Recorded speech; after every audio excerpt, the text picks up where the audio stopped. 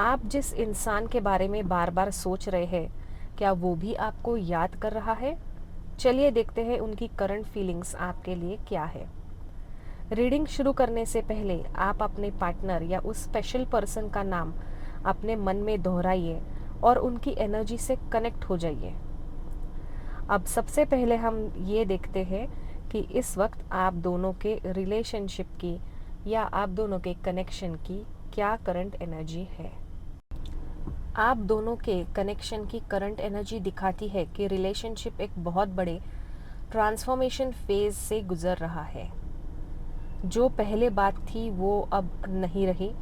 हो सकता है कम्युनिकेशन बदल गया हो, फीलिंग्स एक्सप्रेस करने का तरीका बदल गया हो, या फिर कुछ ऐसा हुआ हो जिसने पूरे कनेक्शन को ही हिला दिया है।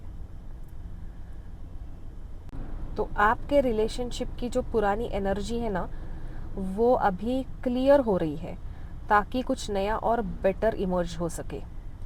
अगर आप नो कांटेक्ट सिचुएशन में हैं तो ये साइलेंस परमानेंट नहीं लगता।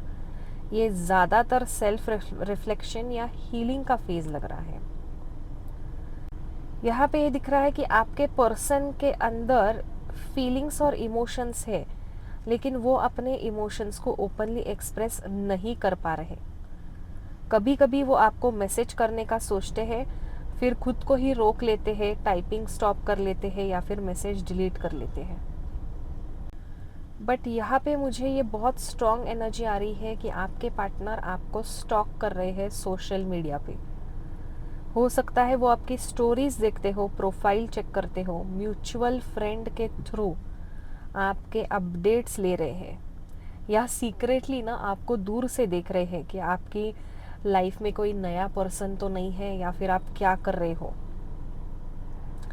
लेकिन प्रॉब्लम यहाँ ये है कि उनकी एनर्जी अभी स्टेबल नहीं है।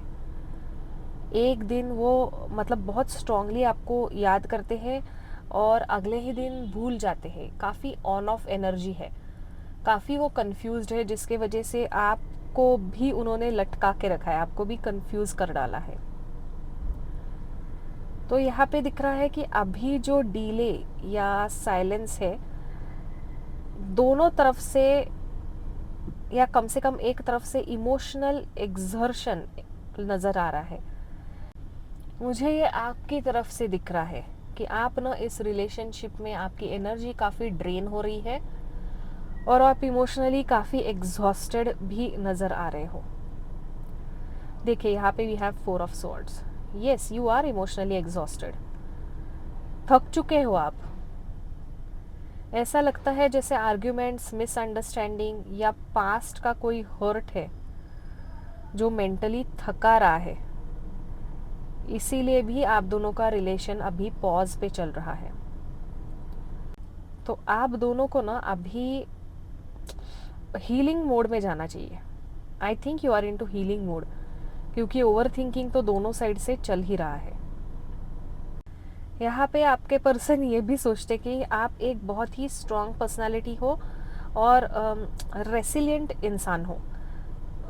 मतलब कि चाहे कितने भी चैलेंजेस या हार्ट ब्रेक आए, फिर भी खुद को आप टूटने नहीं देते, आप दोबारा से खड़े हो जाते हो। आपके पर्सन को लगता है कि इतना सब होने के बाद भी आपने खुद को संभाला हुआ है और आप अपनी लाइफ में आगे बढ़ने की कोशिश कर रहे हो। तो आपकी पॉजिटिविटी और एनर्जी से के बारे में भी वो सोच रहे हैं और वो हैरान है कि आप इतने पॉजिटिव कैसे हो सकते हो। यहाँ पे one more message at the bottom of the deck we have 5 of swords, जो दिखाता है बिट्रेयल। शायद आपको आपके रिलेशनशिप में धोखा मिला है, आपसे झूठ बोला गया है, चीज़ें छुपाई गई है आपसे। आप दोनों के बीच में आर्ग्यूमेंट हुई और शायद आर्ग्यूमेंट में ऐसी बातें बोली गई जो दिल को चुभ गई और आज तक आपको याद है। यहाँ मुझे ये भी क्लियरली दिख रहा है कि पास्ट में कोई कॉन्फ्लिक्ट, मिसअंडरस्टैंडिंग, ईगो क्लैश या इमोशनल हर्ट ज़रूर हुए हो। इस कार्ड की एनर्जी कहती है कि दोनों में से कोई ना कोई जीतना चाहता था, लेकिन उस प्रोसेस में ना रिलेशनशिप ही हर्ट हो गया। तो ईगो बहुत है दोनों साइड से किसी को पीछे नहीं हटना है, सबको कहना है कि मैं ही बराबर हूँ। आपको भी ऐसा ही लगता है, अपने पार्टनर को भी ऐसा ही लगता है, और इसके बीच में रिलेशनशिप इज गेटिंग अफेक्टेड।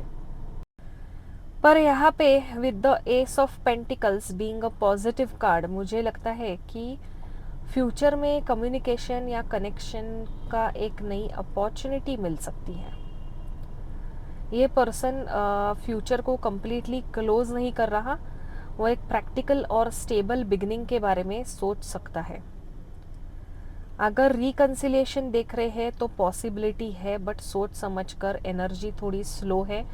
आपके एक्स वापस आ सकते हैं, लेकिन इमीडिएटली नहीं। पहले ट्रस्ट रीबिल्ड होगा, उसके बाद बात होगी, फिर रिलेशनशिप को एक स्टेबल फाउंडेशन पर लाने की कोशिश करेंगे वो। तो यहाँ पे पॉसिबिलिटीज़ है कि वो कांटेक्ट करे, बट एनर्जी थोड़ी स्लो है। तो बहुत से लोग, मुझे लग रहा है, रिलेशनशिप के ब्रेक पर है। यहाँ पे 10 ऑफ स्वॉर्ड्स कहता है कि there is a ending of this toxic cycle. आपके पार्टनर भी हर्ट हुए हैं इस प्रोसेस में, आप भी हर्ट हुए हो। ये कार्ड एंडिंग या सेपरेशन का भी बताता है, but both of you are deeply affected. जो भी आर्ग्यूमेंट हुआ है वो शायद ओपनली एडमिट नहीं करेंगे, लेकिन उनके मन में भी रिग्रेट है और पेन का फीलिंग है। कुछ लोगों के लिए ये गिल्ट की एनर्जी भी हो सकती है। एक बार देख लेते हैं कि आपके रिलेशनशिप में सबसे बड़ा ब्लॉकेज क्या है। What is blocking your relation? देखो, ईगो, घमंड। यहाँ पे कभी कभी ऐसा लग रहा है कि आपके रिलेशनशिप में ना फीलिंग्स की कमी नहीं लग रही। प्रॉब्लम ईगो है, प्राइड है, घमंड है। मैं पहले मैसेज करूँ या वो पहले मैसेज करे, अगर उन्होंने रिप्लाई दिया तो ही मैं करूँगा, ये हो रहा है। ठीक है, तो उनके साइड से ईगो ज़्यादा है, उनका दिल कुछ और कह रहा है और मन में कुछ अलग चल रहा है। ओवरऑल अगर हम देखें तो मुझे ये कनेक्शन कम्प्लीटली ओवर नहीं लगता। ट्रांसफॉर्मेशन चल रहा है, इमोशंस अभी भी मौजूद है, और फ्यूचर में एक न्यू बिगनिंग की पोटेंशियल भी नज़र आ रही है। लेकिन उसके बीच में हीलिंग है, पास्ट पेन है, और सबसे बड़ा ऑब्स्टेकल है ईगो, जो आपको बाजू में रखना होगा, दोनों को। आपका पर्सन आपको इग्नोर कर रहा है ऐसा ज़रूरी नहीं है।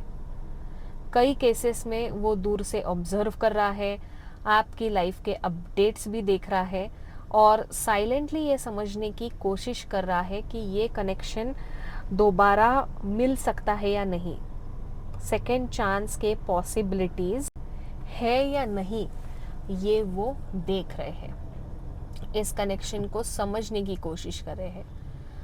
अभी आपके लिए ये एडवाइस है, ये गाइडेंस है कि एनर्जी को फोर्स मत कीजिए। जो ट्रांसफॉर्मेशन चल रहा है उसे नेचुरली दोनों तरफ से अनफोल्ड होने दीजिए।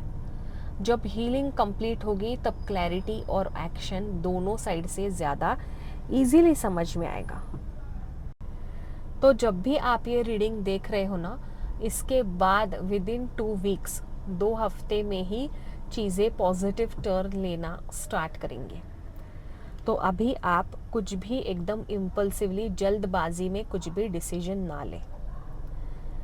ठीक है, जैसा चल रहा है वैसा अभी चलने दो अप टू 2 वीक्स। तो दोस्तों, ये थी आपकी रीडिंग।